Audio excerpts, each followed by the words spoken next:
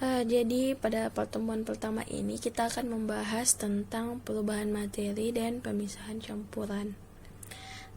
Nah, di sini kita akan memahami bagaimana sebenarnya itu konsep materi dan bagaimana perubahannya.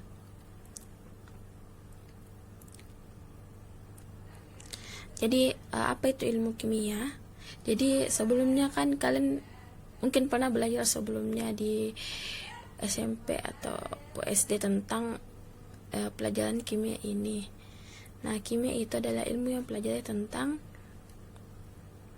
materi, struktur, susunan. Jadi materi itu adalah hal yang dipelajari di sini. Jadi kalian harus tahu. Kedua itu bagaimana perubahan materi. Nah, energi apa yang menyebabkan terjadinya perubahan materi. Jadi 3 hal inilah yang dipelajari di dalam ilmu kimia. Nah, apa itu materi? Jadi ini semua yang kalian lihat, kupu-kupu, bunga, bangunan yang ada di bumi, api, manusia, kopi, kalkulator, apa semua dinamit, lampu. Nah, itu semua termasuk ke dalam golongan materi. Jadi materi itu adalah segala sesuatu yang memiliki massa dan menempati ruang. Memiliki massa itu berarti dia punya, bisa dihitung berapa beratnya, dia mempunyai massa. Udara sekalipun dia juga punya massa. Jadi udara itu termasuk ke dalam golongan materi karena dia memiliki massa dan menempati ruang.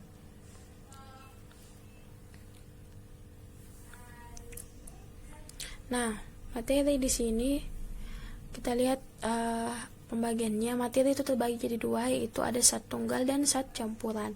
Nah, zat tunggal itu dia terbagi 2 menjadi unsur dan senyawa. Sedangkan campuran dia itu ada 2 jenis, ada campuran yang homogen, ada yang heterogen. Nah, penjelasan lebih lanjutnya.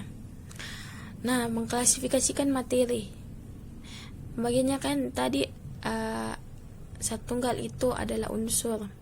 Jadi unsur itu adalah golongan zat tunggal yang tidak dapat diuraikan lagi menjadi zat lain dengan reaksi kimia biasa. Jadi yang kalian lihat di tabel-tabel periodik itu termasuk ke golongan unsur karena dia adalah zat tunggal yang tidak dapat diuraikan lagi menjadi zat lain. Jadi kalau misalnya kayak di sini di tabel ada aluminium. Aluminium kalian potong sekecil apapun dia tetap menjadi aluminium. Itu yang dimaksud dengan unsur. Sedangkan senyawa adalah gabungan dari beberapa unsur yang terbentuk melalui reaksi kimia. Jadi ada reaksi kimia sebelumnya yang menyebabkan adanya 2 jenis unsur ini yang bisa bergabung. Misalnya 2 atom hidrogen dalam 1 atom oksigen dapat bergabung dan membentuk molekul air. Jadi air itu H2O itu adalah contoh senyawa. Kenapa? Karena dalam air itu ada 2 unsur, yaitu unsur air dan unsur oksigen yang bergabung menjadi senyawa yang kita sebut dengan air. Jadi rumus kimia kita bisa lihat H2O. Berarti ada 2. Selanjutnya kita akan menjelaskan tentang apa itu senyawa. Jadi pengertiannya senyawa itu adalah gabungan dari beberapa unsur yang terbentuk melalui reaksi kimia.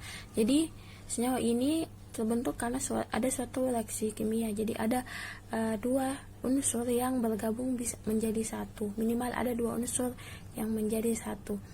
Nah, kenapa dia bisa menjadi 1? Karena atom-atomnya itu saling berikatan.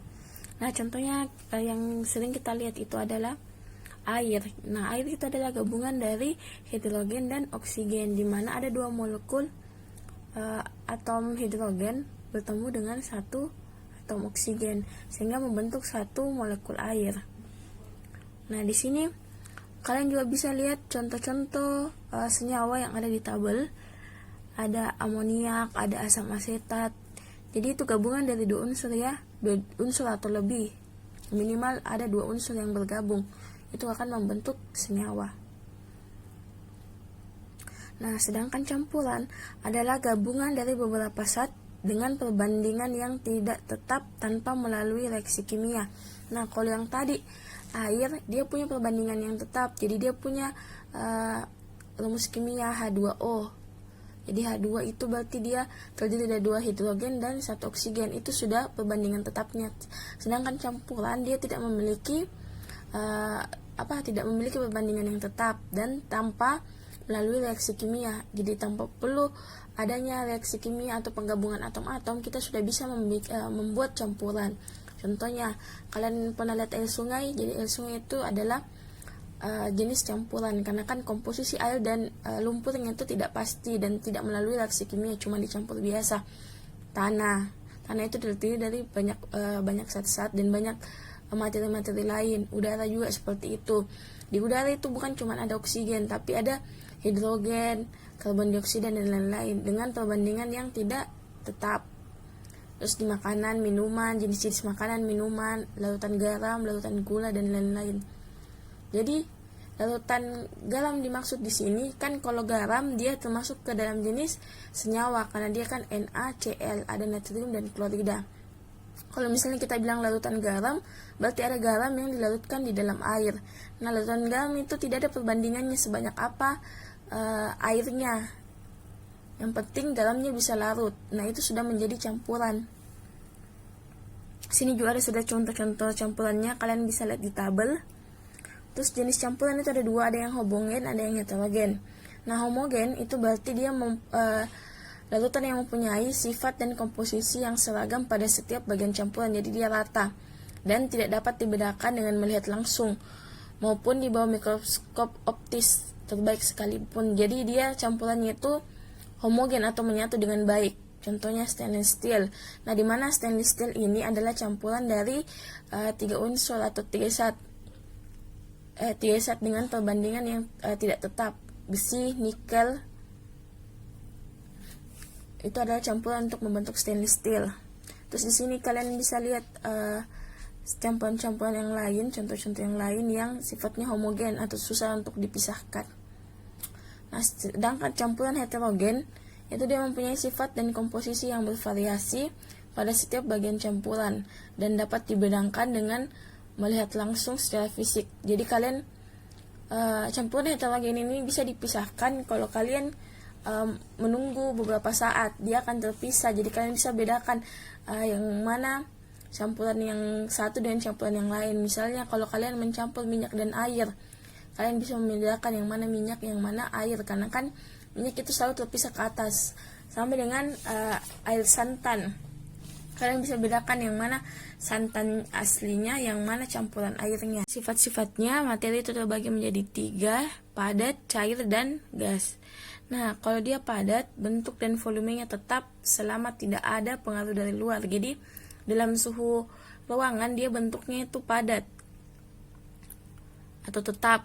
Misalnya kayak kayu, kalian diamkan lama dia tetap berbentuk kayu dalam suhu ruangan.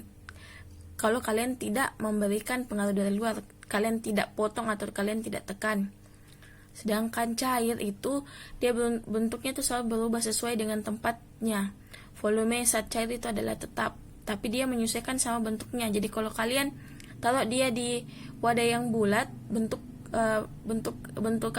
zatnya ini adalah bulat sesuai sama wadahnya. Sedang kalau bentuk gas, baik bentuk dan volumenya tidak tetap dan akan mengisi seluruh ruang yang ditempatinya. Jadi kalau kalian tiup balon, udara yang ada dari mulutnya kalian itu akan mengisi penuh ruangan tersebut, tapi bentuknya itu dan volumenya itu tidak tetap. Jadi karena dia sangat renggang bentuknya. Kalau misalnya padat, itu dia ikatan-ikatan atom-atomnya itu rapat, jadi susah untuk berubah. Sedangkan kalau yang cair atau biasa disebut liquid, dia tuh lebih renggang lagi sehingga dia bisa mengisi ruang. Sedangkan gas dia itu bergerak bebas dan sangat renggang sehingga dia bisa mengisi ruangan dengan full seperti ini. Tetapi dia sangat aktif bergerak sehingga bentuknya itu dan volumenya itu dikatakan tidak tetap. Seperti yang tadi, bentuk dan volumenya tidak tetap, tapi dia mengisi ruang. Nah, kalau perubahan materi itu secara umum terbagi 2, ada perubahan fisika dan perubahan kimia. Contohnya, kalau kalian punya es, dia mencair, dia akan menjadi air. Setelah itu dia akan menjadi uap air. Uap air ini bisa kembali menjadi es kalau kalian didihkan uap air yang ada. Kalau perubahan kimia, dia sudah bisa kembali lagi. Misalnya, kayu atau kertas yang kalian bakar. Kalau kalian bakar, dia akan menjadi abu. Tidak bisa kembali lagi menjadi kertas. Jadi, dari itu kita bisa simpulkan yang di bawah ini. Kalau perubahan fisika dia tidak menghasilkan materi atau zat baru. Yang berubah hanya bentuk dan wujud materinya. Jadi, padat, cair, gas itu dia cuma berubah seperti itu. Sedangkan kalau perubahan kimia itu, kalian bisa melihat ada dihasilkan materi baru dan terjadi perubahan zatnya. Kalau perubahan fisika itu tadi dijelaskan yang bersifat dapat balik atau reversible dan tidak menghasilkan zat baru. Contoh perubahan fisika itu adalah besi yang kalian lelehkan. Perubahan kimia itu bersifat irreversible, artinya tidak dapat kembali lagi dan dihasilkan zat baru, jadi ada terbentuk zat baru. Contohnya itu proses pembakaran, pembusukan, pengkaratan, dan fotosintesis. Nah, ciri-cirinya ada terjadi perubahan kimia, adanya perubahan warna, perubahan bau, terbentuknya gas, perubahan panas atau kalor, dan timbulnya endapan. Dan juga terjadi perubahan pH. Ini contoh perubahan kimia yang bisa kalian lihat. Perubahan gas LPG. Jadi gas yang dikasih api, dia berubah menjadi gas yang kalian pacu dengan api, dia akan berubah menjadi api yang bisa kalian gunakan. Terus ini misalnya gula, ini samping ini pembakaran gula. Gula warnanya putih, setelah kalian bakar dia berubah menjadi seperti karamel dan hitam. Ini tidak bisa kembali lagi. Itulah kenapa dia dikatakan perubahan kimia, karena ada zat baru yang terbentuk dan tidak bisa kembali lagi. Mungkin sekian materi hari ini dan terima kasih.